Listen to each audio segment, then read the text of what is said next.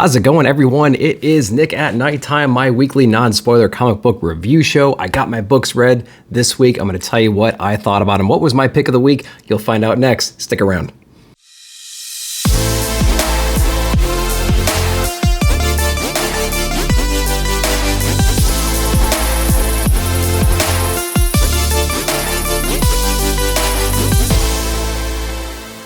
So we are back at it with Nick at Night. First off, thank you so much if you're subscribed to the channel. I really do appreciate that. If you haven't yet, consider hitting that like button, hit that subscribe button, and checking out some of the other videos as well. But we're going to dive into Marvel first. We're going to start off with Thor issue number 25. So this is from Donny Cates. We have Cthulhu on the art as well. We have Martin on here. And so this was an interesting book because it actually gives you the reason why these two are fighting. We also get a lot more history on the Hulk himself, what happens in El Paso, some of the events that we just didn't have a lot of clarity on. So we do get a little bit of a history lesson on here. We fill in some gaps we didn't know, so that was pretty cool. This is much more of a Hulk book than it is a Thor book. Now, Thor is in here from panel to panel sometimes, but it's mostly Banner and Odin kind of fleshing out what's going on in like the command center version of the Hulk right now, and they're kind of dipping back into Banner's memories a little bit. So I'll let you read and enjoy all the chaos that ensues in there. So it is pretty cool. There is another element to the battle that's being introduced into here too, which has got me really excited, and I think it's kind of hinting as to what the direction of this whole arc is going to go in. So I'm really psyched about that. So Thor issue number 25, it was actually really, really good. Not a whole lot of Thor in it. It's mostly a Hulk book, but I would say it's one of the better ones as of late. The next book we're going to cover from Marvel is X-Men Red issue number 2 from Al Ewing. And I have a lot of promise and I have a lot of hope for this book, but it's just not panning out just as of yet. I think I just don't have the knowledge to appreciate what is happening right now. There's a lot of Vulcan stuff in here, which I just don't know anything about. So if you're someone who's rooted in X-Men and knows a lot of stuff about these ancillary characters that are in here, I think you're going to appreciate it a lot more than someone like myself. Especially if you're in the Vulcan and things like that, I think you're going to appreciate it. This book is basically, this was a weird issue kind of. We have two teams basically. We have two teams that are forming right now. One team led by Bran with Cable and Vulcan. We have another team with Storm, Magneto, and Sunspot, and they are kind of competing for the title of who's going to be the best protecting team in a way. Now I'm dumbing this down a whole lot, but it's a very interesting premise. But and there's some interesting things that happened in it for sure. So it's almost like who can save the day first? You know what I mean? They find a common threat, they both attack it, and some interesting stuff happens. So you get to play with, if you read this book, you can figure out who they're actually fighting and what their objective is and what kind of battles they have and stuff like that. So I would say if you're someone who's into the X-Men lore and been a long time reader and you know a lot of these characters, you might appreciate it a lot more than say I do. But if you're new to X-Men and haven't really reached out and maybe beyond like the X-Men animated adventures and stuff like that, and maybe the most recent X-Men runs, you might not be able to appreciate it as much as some of the other people. So if you're new, maybe stay away, but you know, dip your toe in, see if the water's fine. If you're an old school X-Men guy, I think you're going to like it though. All right, the next book we read this week was Venom Lethal Protector. And this one was really, really fun. So this is issue number 2. We have Michelini on the writing for this, so that's great. Glad to see him in here. What I really enjoy about this book though is it has a real classic feel. It feels like a book that you would pick up and read from like the 90s. But the storytelling, the dialogue used, the pacing, the art style, the coloring, things like that is modern. So they found a really interesting way to make it feel old, but read as a new book, which I think is great. I really would appreciate it if they did that with other stories as well. I know they released Life Story for a bunch of different characters. The Fantastic Four one I read, and I really enjoyed that. It was like a modern retelling. They skipped a whole lot. I totally understand that. They glossed over it. A lot of long-term fans may have not liked that, but people like me enjoyed it. So that was the easy thing for me to get into. I would love it if they got some of these classic characters and did stories like this, brought back their old feel, you know what I mean? But with like a modern twist on it. So I love that. The art is really fun. The villains are silly. Again, it feels like an old book. It feels kind of corny. It feels kind of, you know, weird and bizarre. And maybe it's just like a day in a life kind of a story with no grand design. But it's still fun. It was a joy to read. I had a fun time doing it. put a smile on my face the entire time, so I would recommend it for sure. Lethal Protector #2, definitely going to keep reading these. The next Marvel book we read, we're going back into the X-Men universe. This is Immortal X-Men issue #2. We got Karen Gillan on the story, and we got Lucas Warnick on the art. And it is a fun book. I really enjoy the art style, and the colors really pop in this book, which I really do appreciate. A lot of the X books, the colors are popping. A lot of the main X-Men runs, if you read the Hickman stuff, and then like the Hoxbox stuff, we're used to all these real bright, vibrant colors. Krakoa and everything it's just, there's a lot going on there. So I appreciate it when they take the time to add a lot of different colors and a lot of things that just pop and show depth in the page. So this book really does that. Basically, again, this is focused on our Quiet Council. They had some leadership changes. It's not a big spoiler that Magneto has left the team. He's over there in X-Men Red right now. They're filling the spot. They've brought in someone to fill that spot, and that person is trying to show that they are capable of being a great leader. There's some sabotaging and some betrayals in this book that they have to mitigate, and they have a gigantic team battle, a lot of combination of powers, which is really fun. Mr. Sinister makes a really clutch move in here too, which is great. It's always fun to have his humor in there, although they are kind of stretching that character thin amongst all the different X books right now, so we'll see what that means. Hope Summer has a real baller move at the end of this book too, which I thought was really kind of cool and fun, and just real gangster kind of a move, which I thought was great. So I've actually been enjoying this one. I think of all the new X-Men books, this one and Marauders is probably my favorite read so far, but this one might be taking the lead of those two even. So yeah, Immortal X-Men #2, not a bad read at all. All right, so that was it for Marvel. We're going to dip over into DC next. We only have a couple DC books. One was okay, and then the other one was pretty good. So let's go into the meh one real quick. So we have Catwoman #43. So we have Teenie Howard, and we have Bangle on the art. I didn't know the artist switched in this issue. I guess the end of the last arc with Black Mask was the end of that artist. So I think it was it Lopez or Lopes or something like that? Maybe I'm mistaken, that was somebody else. But I really enjoyed the art of the first arc of Teenie Howard's run. But now that we're in here, it's way more cartoonish. It almost feels like that Harley Quinn Eat, Bang, Kill tour kind of art style in here. And I think it's lost its voice a little bit. I feel like this art style, it's more cartoony, it's more lighthearted, and so I feel like the dialogue and the overall story itself is following that same direction. I was really enjoying what I was reading with Rom V because they had a certain tone, even though it was tied into Fear State. They had a certain tone with the character. It was a more serious, more brutal, kind of back up against the wall kind of a tone, and Selena Kyle was just portrayed in a really interesting way. When Teenie Howard came in, the whole shift happened and the motives and everything else shifted. I didn't quite mind it at the time, but there was a lot of things going on in that run that I just didn't anticipate.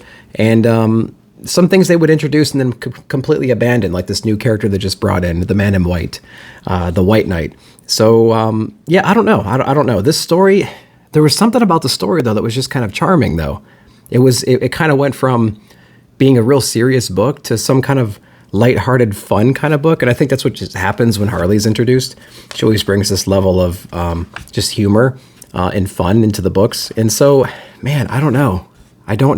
The art style really kind of messed me up, and the overall story shift, the voice, the feeling shifted so quickly. I don't know how I feel about it yet. I'm probably going to pick them up for the frozen covers, and then I might spot check them going forward, but I don't know. I don't know what I'm going to do with this just yet. I'm going to pick up at least for the frozen covers for sure. And card stock, pretty cool. So that's what I think so far. The other DC book we got this week, though, was World's Finest from Mark Waid. We have Dan Mora, and we have Bond Villain on the colors as well. So this is a really fun book. So it feels like Lethal Protector again, as in it's taking all these classic characters, it's putting them in like a legacy type mode, but they're telling a story, a fairly fresh story. It's not super original. They're telling a great story in a modern way. So that is really interesting and fun. And you actually feel the stakes. You feel like, wow, this is actually something that's going to be a problem and they need to figure it out. They need to team up and try to solve this issue. I have heard other reviews of this book saying that there's a lot going on. There's a lot of threads, and I totally agree with that. They've brought in a lot of characters on both sides already, and there's so many little threads going at once. It's kind of difficult to kind of keep track of what's going on. And yeah, I feel like they just need to dial in and focus and narrow their scope a little bit to flesh this story out and really progress things forward. But it's got an interesting premise. And it's kind of has this, in this issue, it kind of has like a DC versus vampire or deceased feel to it now. And so if you read these issues, you might get a hint of what I'm referring to in there. So, but I do like the team ups. I do like all the characterizations. The art is great in this. The coloring is beautiful in this.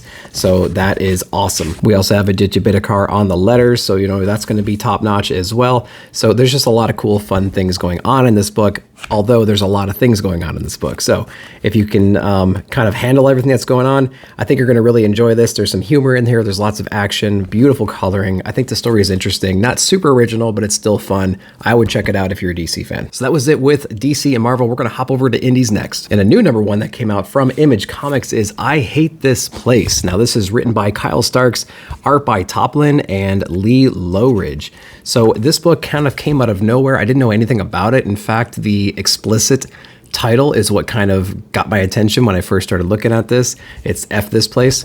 So I tried to get a copy of that, but I don't know if it was able to be ordered or not. But this book was pretty cool. So the basic premise here is we have this young couple. One of the girls has a loss in the family and she's inherited this property and they're going to check it out. But the property is haunted in some kind of a way. There's a lot of different things going on. There's some ghost sightings. There's an alien reference in here too. So there's something going on in here and they kind of learn the rules of the property while they're there. And this is a complete surprise to them all. So they had this idea that they were going to go there, assess the situation, work on the farm, hang out and stuff like that. And then all hell kind of breaks loose. And so it was actually a pretty fun read. The art style is pretty cool. The characterizations, it takes a second to kind of grow on me a little bit, but they have some real haunting images in here when kind of the shit hits the fan. And so that was done really well, I thought. The colors are really interesting. The overall story and premise, I think, is really fun. So this is definitely a book that I didn't really know what to expect while reading the solicitations and everything, but I'm glad I picked it up for sure, and I'll keep getting it. The next Image book we read was A Town Called Terror, issue #2. And this was written by Steve Niles and Simon Kodransky, I believe is how you pronounce that name. Amazing artwork. First off, in here, it's a real ghostly, small color palette. There's not a whole lot of paneling in here. Everything kind of flows together. It's real ghostly, lots of shade and shadow. So that's really interesting to see when reds are used to kind of signify some of the demons and things like that. It's used in a really great way. The shadowing and how the lights cast. It's just beautiful. It's a beautiful book to look at. Very detailed yet blurry at the same time. So that's really fun. And the basic premise here is we have this what it appears to be is kind of like Satan on Earth living in this town called Terror that's kind of hidden, like a Wakanda situation in the middle of America somewhere. And somebody, the young kid in the family who was going to inherit the throne of this town, maybe become Satan himself, he found a way to escape and almost live a normal life, but he's being dragged back in against his will to help out his evil father fulfill some kind of a destiny, right? And so it is an interesting thing. We got to know some of the locals in this book and some of the stuff that happens in some of these local bars with these different demons. So we get a little exploration of who this main character is and what his powers are and how feared he is among the locals in A Town Called Terror. I will say that this book has the same flaw as issue #1. It ends pretty abruptly. I feel like this was a book that was written to be a trade and they kind of spliced it up into single issues just wherever they thought they could get away with it. It has that vibe to it. It's not extremely obnoxious, but it gets to a point where it's like, man, I just want that next page. You know what I mean? I feel like that wasn't a great spot to land, but they do make it work. And it is very interesting. So if you're looking for an indie book that is a little different than the books you might be reading right now, it's only 2 issues in right now, A Town Called Terror, I would check it out. Continuing the indie train, we have Rain, issue #5, Joe Hill, David M. Boer. We have Zoe Thorogood and Chris O'Halloran on the colors. So this is the conclusion of the Rain arc. This is issue #5. So we get a little bit of an explanation, not a little bit, we get the explanation of how this all happened. And there's a pretty big twist in here. It's kind of a small world once you understand what's happening right here. So we do get a conclusion of the story. It does set you up for a volume 2 in case they ever want to do that. So it does leave it a little bit open-ended, which will be fun. I don't know. I'm trying to figure out how I actually feel about this entire book. I think that the color palette and the art style, I just never really got used to. And so that may have thrown me off a little bit. The overall premise and why it happened and how it happened and who's responsible and things like that, I don't know if I completely bought it. You know what I mean? So like, The art style was interesting, and it's different than anything I've ever seen before, but it didn't really connect with me all that much, and the story itself felt a little bit too convenient. So it was interesting. I'm glad I read it, but if a volume 2 comes out, I probably won't pick it up. But yeah, let me know. Is anybody reading Rain? What are you guys thinking about this so far, especially if you read this issue? What do you think of the overall story, the who did it aspect of it, and then the art style? Because I haven't seen art like this in a long time or ever. So let me know what you guys are thinking about this one in the comments. All right, so that's it for Image Comics. We're going to jump over to Dark Horse real quick. At the recommendation of Robbie from Pop Culture Philosophers, I got the Shaolin Cowboy. This is Cruel to be King. Cruel to be Kin, rather. So this is from Greg Darrow and Dave Stewart on the coloring, and there's some other folks on the coloring as well. So this book, I don't know anything about it. My understanding is there's another volume of Shaolin Cowboy. It kind of goes over more of his origin. He's maybe been exiled from his homeland or something like that, and he's wandering around, and he's getting into more chaos here. What a cool story inside these pages, though. It is really great. I don't know what's better, the story or the artwork. It's full of action. It's got lots of interesting things happening in it.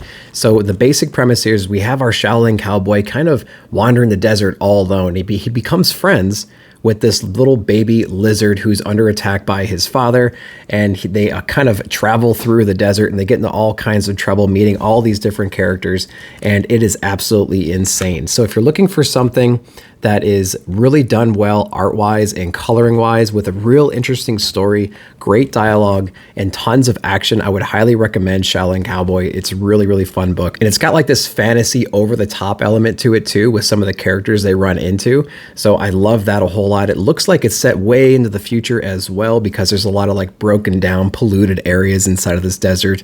And so it kind of dates it. So I think that was really interesting little tidbit as well. So again, a real fun fantasy type book, but amazing art style, really well done. I really enjoyed this one. The next book we have is from Boom Studios, the highly anticipated House of Slaughter issue number 6. And as we know, James Tynion IV is on here, but also Sam Johns, and there's a new artist on here, and I don't know how to pronounce the name. I think it's Kadanasi, but I'm probably completely butchering that name. So the art is very similar to what we're used to seeing in like Something's Killing the Children, but it's a little bit different. I think the original artist is having some kind of an overview on here as well, or some kind of notes were put on here. So what is this one about? So we're no longer involved with the same characters we had in the first arc of House of Slaughter. In fact, this is a new house called the Scarlet House, I believe, or the Scarlet Masks. And this is a new character called Edwin Slaughter. So it's going to be fun to see what this house is about. They're kind of the record keepers for the House of George. And so they are taking a lot of notes. They do a lot of paintings and things like that. But there's some really cool tricks. There's some more lore that they just kind of secretly push into the story through the dialogue that the characters have with people on the outside and people from within. So I do really appreciate that, which is the thing I like the most about the House of Slaughter and Something Is Killing the Children. I love the lore, and I love all the different houses and the reasons and the purposes for which they exist. And it's fun exploring that stuff. And so I'm glad we got another house. I'm glad we're exploring what their duties are. And they found a pretty natural way of introducing this character. They're putting him out into the field right now. There's a weird thing going on with some children in an area, of course. And so this person's going out to kind of do some reconnaissance, right? Kind of see what's going on, feel out the area, and just kind of see what they can report back. So really fun book. There's not a whole lot of action in here, but there's a great setup in the first few pages about what we can expect, and it enforces what we saw in the beginning of this. So I can't wait to get more action in here. I'm wondering if this is going to be like an action kind of a book or like a mystery, solve it, whodunit kind of a thing as well. So I'm anxious to see where this goes. I don't exactly know how this is going to play out. This person's not a hunter. He's not a person that will go out and slay the monsters or, you know, clean up the messes or take care of the people that were around.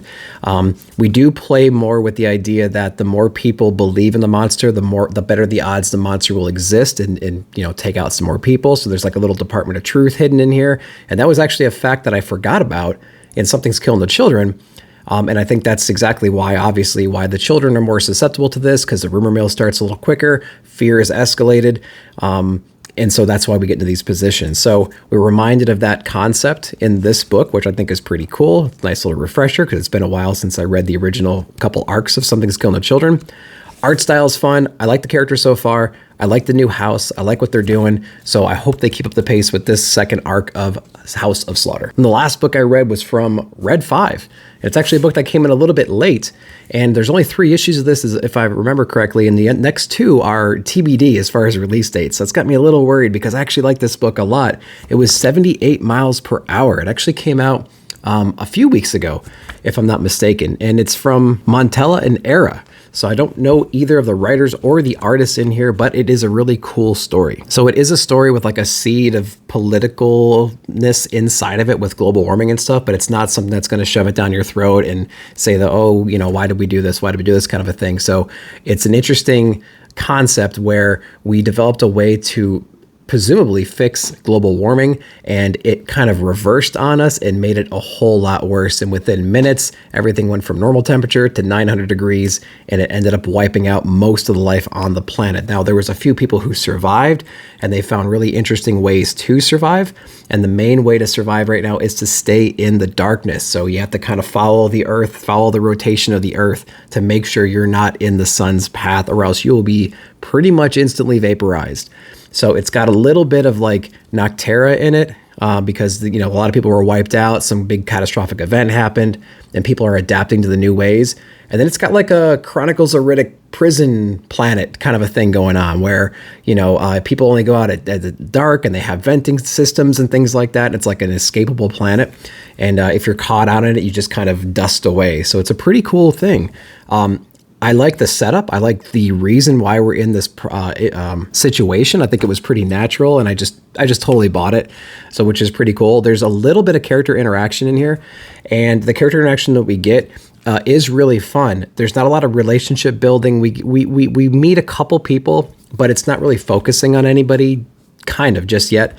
But basically we have this huge colony that's just moving together as this big mass swarm of trucks and things like that. And it's a pretty cool, interesting premise because they have scouters on bikes going ahead, making sure the path is clear, because if there's something in the way, that's going to be a big problem. Well, they do find something they have to get around, and they find some pretty cool ways of trying to do that. And so it's basically an issue about how they're going to get around that and try to figure out who's involved. And I think we're going to get more information in the next couple of issues. And again, I wish we had release dates for issue number 2 and 3, but we don't have them just yet. I don't quite know if they're ever going to come out, but I really hope they do, because 78 miles per hour, it's one of those books that I didn't have high expectations for it. And when it finally did come out, I was like, wow, this is actually a pretty interesting story. I don't know how far it's going to get. And I'm kind of discouraged that we don't have an issue 2 and 3 announced yet for street date. But yeah, if you have this one laying around at your shop, you just flip through it at least, give it a try. Let me know what you thought about it. So guys, that's what I read this week, and that's what I thought about it. I appreciate you watching the video. Like, subscribe, share, hit that bell notification to be alerted of future videos. Go down in the comments and let me know what you read, what your favorite books of the week were. Appreciate you watching. See you in the comments.